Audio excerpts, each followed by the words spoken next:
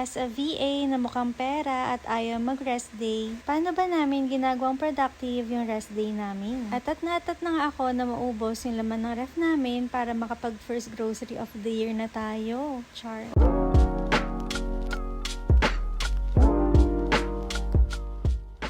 Maga pa nga lang ay pupunta na tayo sa grocery. After nga nito ay mamamalengke naman tayo. Una ko ang kinuha ay itong quick melt cheese. Kuha na rin ako ng gustong mayonnaise ni Ate Gail. Lava cake naman kasi ito yung favorite ni Althea. Kumuha na rin kami dito ng halo-halong biscuits kasi yun yung stock natin para sa mga kids. Para naman ready na ay mag-i-stock na rin ako nitong pang Graham. Madami na nga yung binili ko kasi mas mura ito sa grocery kumpara sa sari-sari store. Syempre hindi pwedeng mawala yung condensed at all-purpose cream. Kumuha na rin ako dito ng iba't ibang condiments para may stock na tayo. Mahalaga din na meron tayong mga canned goods para sa mga mabilisan na luto. Kapag nga wala kaming time, ito muna yung mga niluluto ko. Hindi pwedeng mawawala itong pineapple juice. At para medyo healthy naman ang mga delata natin, ay mga tuna na lang ang kukunin natin. Char. Konting delata nga lang ang kukunin natin kasi bawal naman yan. Kumuha na rin ako dito ng mga instant noodles para kapag may nag-crave ay meron. Oyster sauce at sinigang mix nga talaga ang pinunta ko dito. Kumuha na rin ako dito ng kape ni Sir Amo at mga gatas ng kids. Magkaiba pa nga sila ng gatas kaya dalawang brand yung binibili namin. Nagandahan nga ako dito sa mga ramekins kaya bumili ulit ako.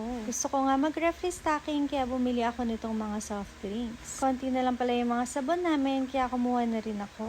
At kailangan din pala namin ng isang katutak na pads. Hindi naman ganun kadami ang bibili namin pero hindi talaga pwedeng mawala sa stocks itong mga panlinis at mga panglaba. After nga niyan, mga biscuits na lang ang bibili namin para kapag nami-midnight snacks ang mga kids. Ayoko kasi talaga yung may nagpapaalam na bibili sa labas. Feeling ko ay medyo kompleto naman na yung mga kailangan namin sa bahay kaya magbabayad na rin tayo. Sakto nga lang din yung mga binili namin kasi sayang naman kung magtatagal lang sila sa stocks. At isa pa, dalawa lang din yung kids at mostly nasa school sila kaya hindi talaga mabilis maubos itong mga pinamili namin. Siguro tatagal ito ng 2 to 3 weeks. Para sa akin nga, mas nakakatipid kami kapag nag-grocery kami kaysa bumibili kami sa tindahan. Kaya itong pag-grocery namin ay kasama talaga sa pagbabudget namin at sa pagtitipid.